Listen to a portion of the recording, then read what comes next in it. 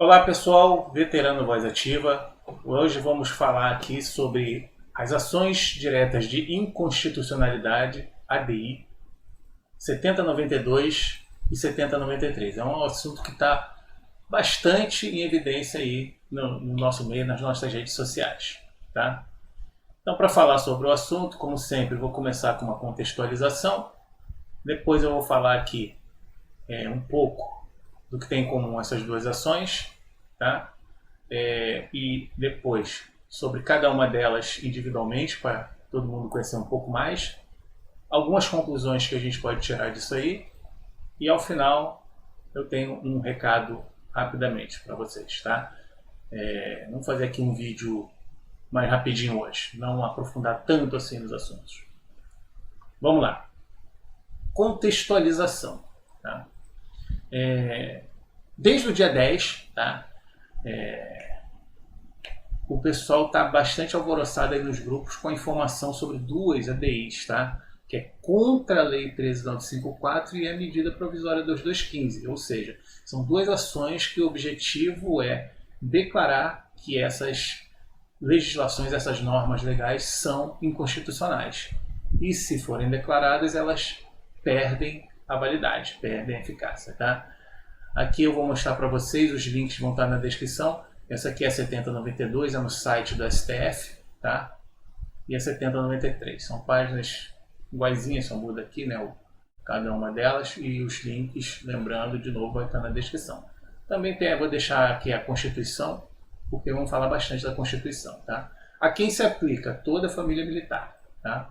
E o objetivo aqui desse vídeo é acompanhar o assunto, para todo mundo entender o que está acontecendo, o que está se passando, e a gente começar a entender melhor, afinal, o que são essas ações, tá? Sobre as ações aqui, tá? Elas deram entrada no Supremo no dia 9, tá? Eu fiquei sabendo no dia 10, tá? Foi no dia 9 à tarde, e no dia 10, no começo da noite, pipocou a informação no grupo, aí o pessoal na mesma hora, todo mundo ali conversando, querendo saber, um descobrindo uma coisa, outro pegando uma informação e tal. Então a gente já sabe o que a gente já sabe hoje. A autoria, segundo, tá, um texto que tem circulado pelos grupos, tá, inclusive é um texto que cita o Código de Ética da OAB, talvez porque alguém tenha falado mal sobre isso aí, tá?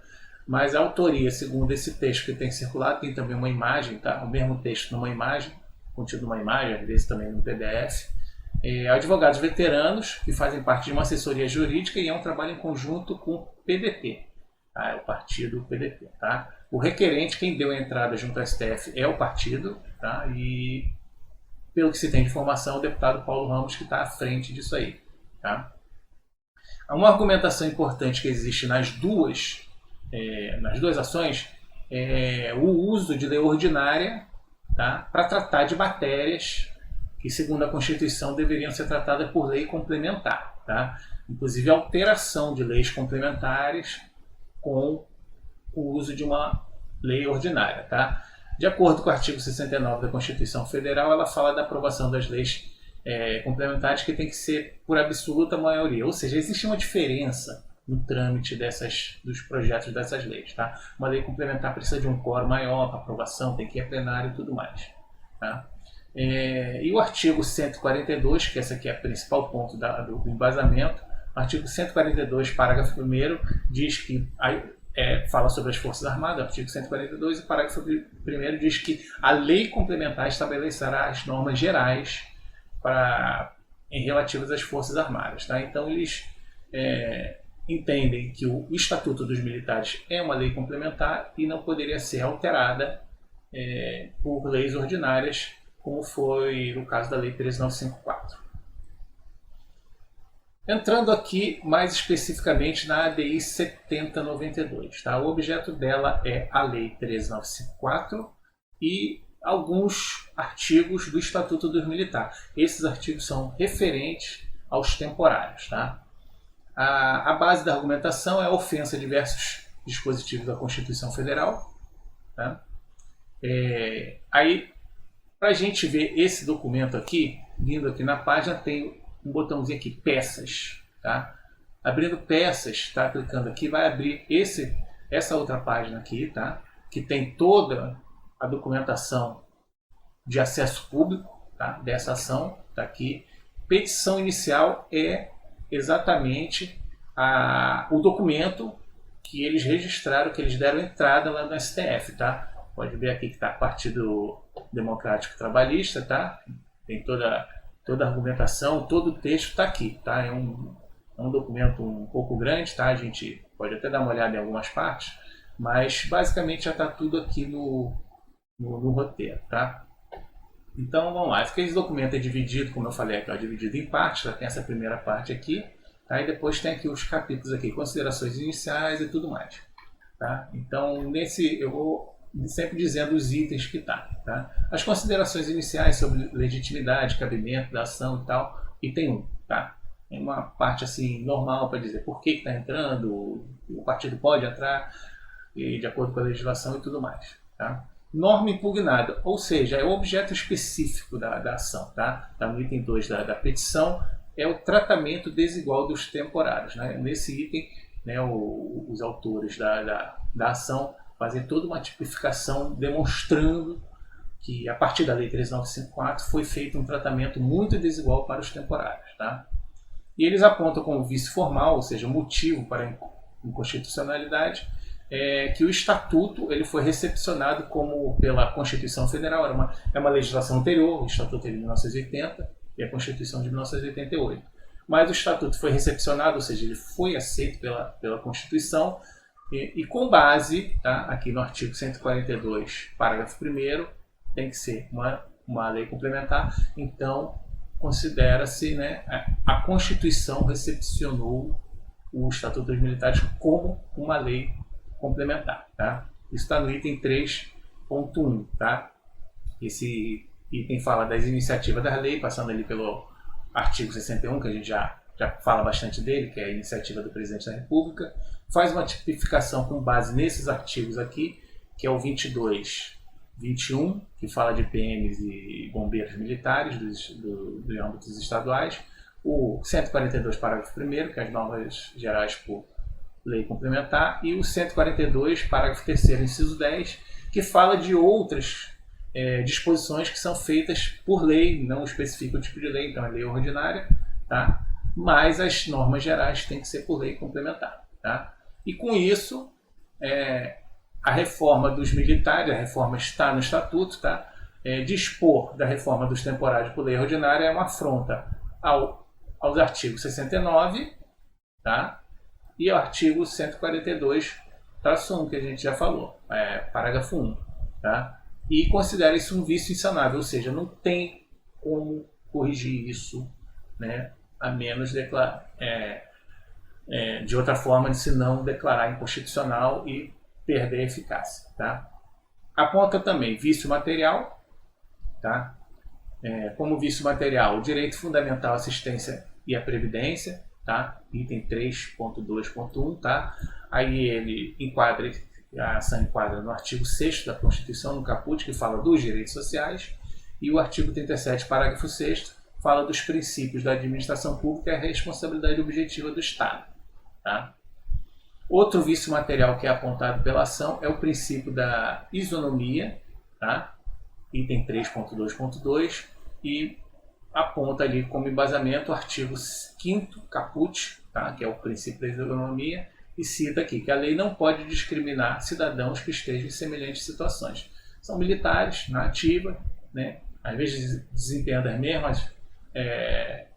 as mesmas funções, os mesmos cargos, porém um de carreira, outro temporário, às vezes o temporário é até mais antigo, tá? E eles até citam um exemplo, por exemplo, num acidente, numa viatura, que estejam esses dois militares, e os dois têm infelicidade de perder um membro, né, um braço, uma perna, né? O que pode acontecer? O de carreira, às vezes até sendo mais moderno, ele vai ser reformado, e o temporário vai ser licenciado sem direito algum.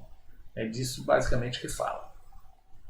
Outro vício material apontado pela ação é a vedação do processo social, tá? Item 3.2.3, que é um rebaixamento do tratamento. Porque antes, como não tinha essa diferenciação, os temporários conseguiam ser enquadrados da mesma forma.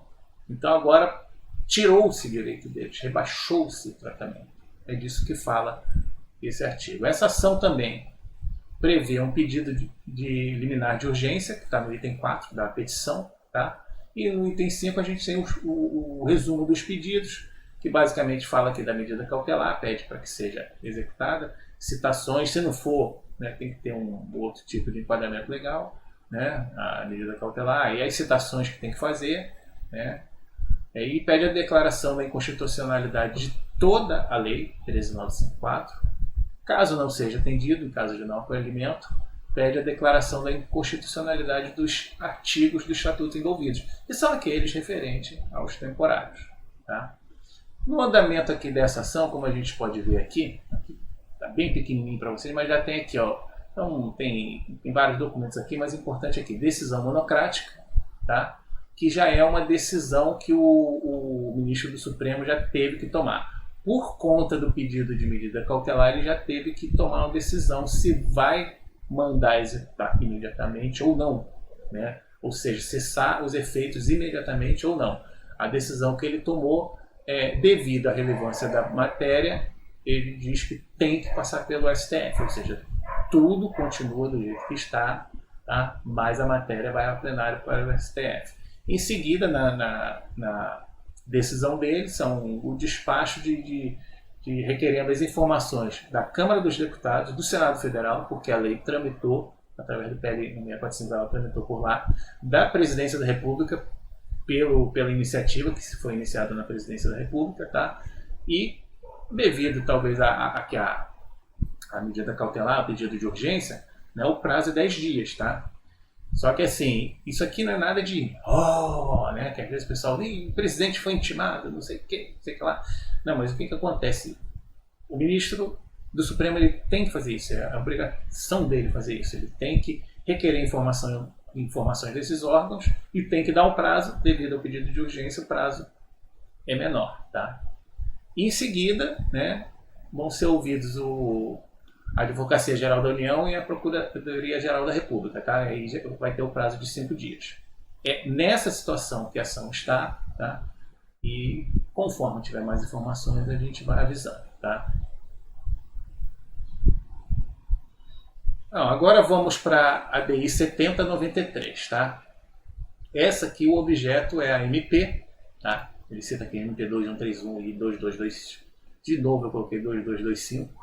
Tá? O copia e cola aqui tá fogo, né? 2215-10 de 2001, tá? A base de argumentação, de novo, são ofensas a dispositivos da Constituição, tá? Por isso que se pede a inconstitucionalidade, tá? Aí as considerações iniciais, de novo aqui, ó, né? Peças, tá? Aí tem aqui a petição inicial e outras documentações, tá? Então, no item 1 da petição inicial estão as considerações iniciais, legitimidade, cabimento, aquela coisa toda. A norma impugnada, a base do objeto aqui, né, o ponto principal do objeto, tá? Está no item 2 da petição. Ele diz que é uma MP que nunca foi deliberada, porque a MP ela passa a valer imediatamente, mas ela tem que ser deliberada pelo Congresso Nacional, tá? E a concepção dela, né, segundo os autores, foi sem, né, urgência e relevância, que são requisitos para a existência de uma MP. Tá? E, além disso, aborda matérias reservadas à lei complementar, coisa que definitivamente a MP não é. A MP é considerada como se fosse uma lei ordinária, tá? Enquanto ela estiver em vigor. Aponta aqui, né, primeiro, sobre o vício formal, né, o primeiro item aqui, 3.1.1, ele faz um embasamento, tá, conforme o funcionamento das medidas provisórias. Aí cita aqui que antes da emenda constitucional de 32 de 2001, as MPs elas tinham um prazo de 30 dias, isso aí é até uma coisa que eu já citei algumas vezes, tá? 30 dias, mas não havia uma restrição quanto a reeditar a MP. Então o que eles faziam? Reeditava a MP um pouco antes de 30 dias, fazia um artigo lá com uma convalidação, dizendo que a MP anterior, tudo que foi feito nela estava valendo, tá? E com isso existia, né, muito abuso, existia mais medida provisória emitida pelo presidente da República do que leis emitidas pelo Congresso Nacional. Então, está invertendo aí o papel dos poderes, né? Isso aconteceu com essa lance de reedição, a 2131, depois veio 2131-1, traço 2, traço 3, tal. Aí depois se tornou 2188, se eu não me engano foi até 7, aí começou com 2188-7, ou traço 8, 9, e aí até que chegou a 2215-10, tá? Que é a que a gente tem até hoje em vigor, tá? Como nossa legislação de remuneração. Tá? Então, para coibir isso aí, para restringir isso, veio a emenda constitucional de 2001, tá? Com novas regras, fazendo esse tipo de restrição. Agora são 60 dias, prorroga por mais 60 dias, depois perde a validade e quem delibera sobre o que aconteceu durante o tempo que a MP ficou em vigor é o Congresso Nacional, não é o Presidente da República. Tá? E além disso tem também disposições sobre urgência, depois de 45 dias tem que ter a tramitação em urgência e tal, aquela coisa. Então o negócio ficou mais fechado. Tá? Manteve-se, né, aqui os requisitos básicos, tá, de relevância e urgência, mas ainda assim houve abusos, tá? Porque o pessoal, né, os presidentes mandavam medida provisória mesmo assim, certo? Uma atrás da outra, tá? Às vezes mais de uma no mesmo dia e tal. Então, quer dizer, aqui tem até uma afirmação, segundo o jurista Eli Lopes Meireles, que eu gosto muito: discricionalidade não quer dizer arbitrariedade. Então o Supremo já decidiu que o ônus do presidente da República é ele demonstrar, por A mais B, que tem relevância e urgência. Tá? Então é em cima disso que essa ação vai trabalhar. Tá? Aí ele aponta como primeiro vício formal a ausência da relevância e urgência. Isso aqui está no item 3.1.2, tá? E a argumentação da ação sustenta que houve a falta da demonstração dos requisitos, da urgência e da relevância, tá? O que seria uma afronta ao processo legislativo e à independência dos poderes. Tá? A independência dos poderes a gente já vai voltar a falar nele. Tá? Também passa pelo vício formal do Estatuto, tá? No item 3.1.3, tá? Tal como na 7092, tá? É bem parecido isso aqui, tá? Aqui, ó. É bem parecido, tá? Talvez seja até o texto igual, tá? E ele usa isso aqui, a ação usa isso aqui porque a MP também fez alterações no Estatuto. Então ela também cometeu essa afronta segundo o texto da petição, tá? E o vício material aqui é a separação de poderes, conforme já foi falado aqui.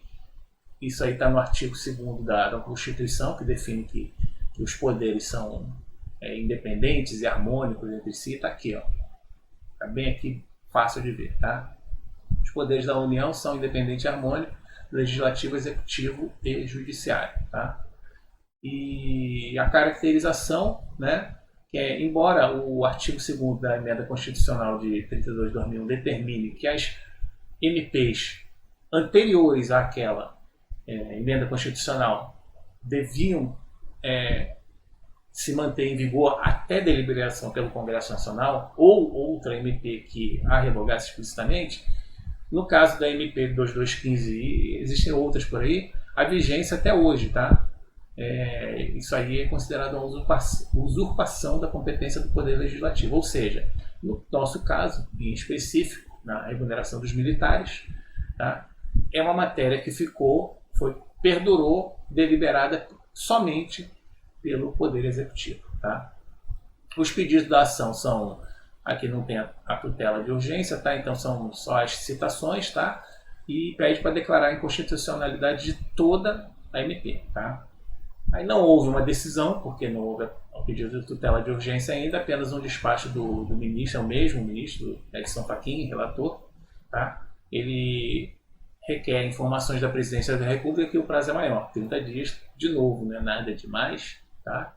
É obrigação formal, tá? E em seguida também vão ser ouvidos o AGU e o PGR. Conclusões que a gente pode chegar nesse momento. Eu falei que o vídeo ia ser rapidinho, mas nós já estamos aqui com quase 20 minutos, né? Mas vamos lá, agora vai ser rápido.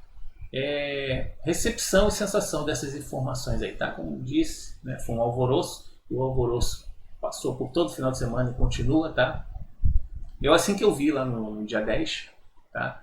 Eu gostei Eu li a petição, assim, fiz uma leitura até rápida, eu gostei, mas eu fiquei assim meio reticente assim, será que vai dar alguma coisa? Porque sabe como é que é, né? Brasil, né, a gente às vezes fica com o pé atrás, né? Inclusive eu vi algumas manifestações no sentido de que não passa de estratégia eleitoral, especialmente em relação a 7093, que é da MP 2215, tá?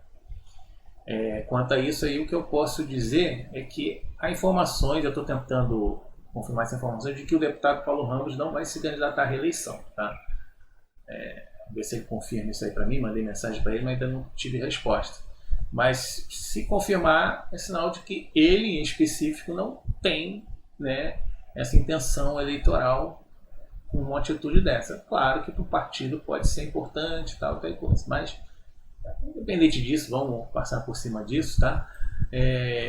Voltando aqui, conforme eu falei, inicialmente eu gostei, mas fiquei meio duvidoso, assim, né? Também não tinha total entendimento, foi um entendimento de um leigo, mas conforme os advogados estão vendo, até ouvi alguns falando assim, olha, tem que dar uma lida nisso, não sei não, hein? Mas aí em seguida a pessoa, olha, agora eu li, eu gostei da petição, tá muito bem embasada, elogiou, achei muito legal isso aí, os advogados, né, elogiando o trabalho dos outros, né, e falando assim, dando apoio, tá? E o pessoal gostou especialmente da 7092, que é relativa aos temporários, e a Lei 3954. Eles falaram que a argumentação da 7093, né, fica um pouquinho mais fraca, até mesmo porque já é uma matéria muito antiga, tá?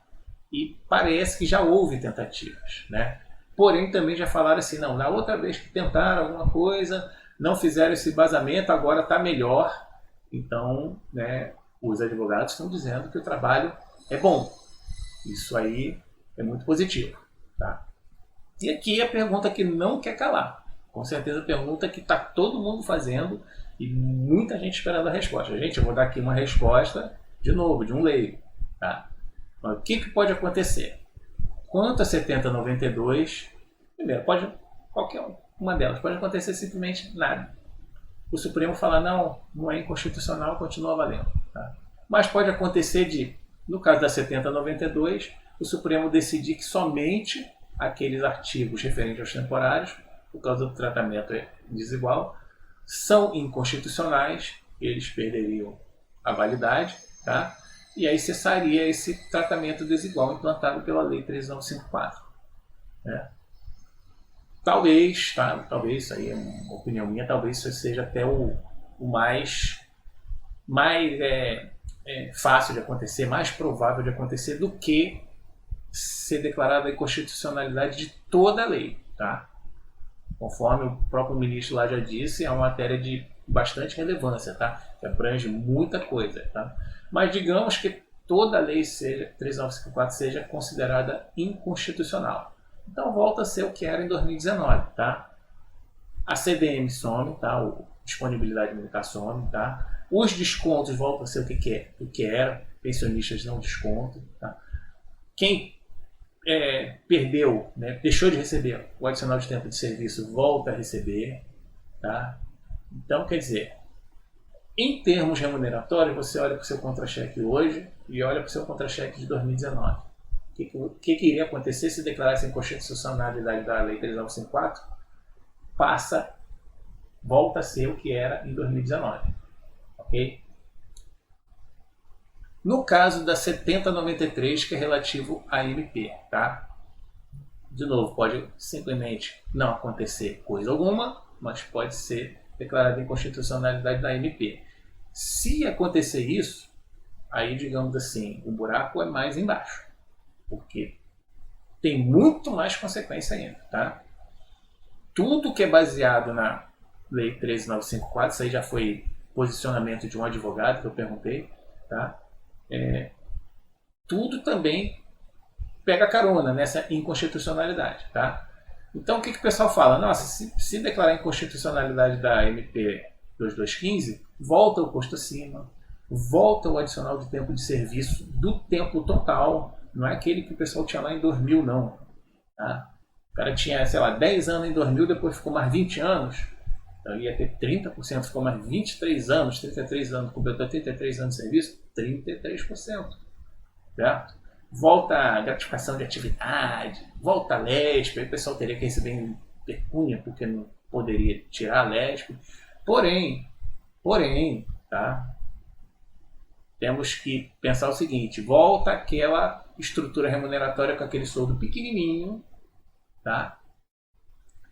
E a ideia do soldão desaparece, tá? Volta aquele monte de adicional, né, que a somatória deles era maior até do que o soldo e tal. Volta a ser o que era antes, tá? Aí os reajustes que ocorreram depois da MP2215, tá?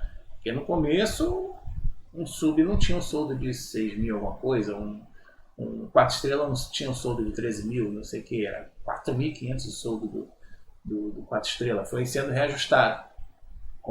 Pelo que o advogado me falou, tudo baseado na lei 13954, aliás, na MP 2215, também pegaria carona, também seria considerado inconstitucional até a 13954. Ou seja, a gente voltaria até o contra-cheque do ano de 2000. Tá? Então, caso isso aconteça, alguma outra coisa também tem que acontecer. Eles vão ter que correr para fazer um monte de coisa de novo. Realmente por isso até que talvez alguns advogados estejam considerando que seja mais difícil de ocorrer. Tá? Bom, essas são as conclusões que a gente pode chegar no momento. Tá? Fora isso, a gente tem que acompanhar essa matéria aí, esse assunto. Beleza? Bom, vamos aqui aos recados, e só tem um recado aqui, sugestão do pessoal, falar sobre aqui a marcação de consultas no portal do STI, no portal da FAB, tá? O pessoal da FAB. Então aqui na página da STI, o pessoal tem aqui disponível esse botão marcação de consultas, né? Clicou, tela de login, usuário e senha, vai abrir aqui a página de marcação de consultas, tá? Quando eu olhei isso aqui da outra vez, não tinha quase nada. Tinha o Hospital Central, tinha acho que o Hospital de Brasília, de São Paulo. Não tinha muita coisa. Para mim a localidade não tinha que ficar ligando, né? Acho que era assim com a maioria, né? Agora não, agora tem bastante coisa aqui, tem bastante locais, tem um Hospital Central, tem Esquadrão de Saúde, destacamento, várias localidades aqui, tá? Já estão no sistema. A pessoa escolhe aqui, por exemplo, Hospital Central, escolhe aqui uma especialidade, vou botar aqui o CAIS, que é mais fácil. Vai clicar aqui para abrir o calendáriozinho com os horários livres. O padrão, né? Dificuldade de marcar uma consulta para próximo, né? Mas ainda assim é melhor do que precisar ligar, né? Ficar no telefone, dando ocupado o tempo todo. Aqui, por exemplo, para junho, só encontrei disponibilidade para junho. Aí clicou aqui, vai abrir esse outro formulário que a pessoa escolhe aqui o horário, o paciente, marcou a consulta e pronto. Bem melhor realmente do que ter que ligar. Tá? Então, o pessoal pediu para mostrar isso aí. Tá? É bom mesmo, pessoal. Sabe? Eu, por exemplo, até outro dia eu não sabia que na minha localidade já estava operando legal. Tá? E, como sempre aqui, um pensamento do dia que eu trago hoje é: quando houver um embate, algum tipo de luta, não procure seus prejuízos, pois você vai encontrá-los. Cuide das suas vitórias para não correr o risco de perdê-las. Bom, pessoal, era isso que eu tinha para trazer para vocês hoje sobre essas duas ADI, que está deixando o pessoal bastante alvoroçado nos grupos, tá?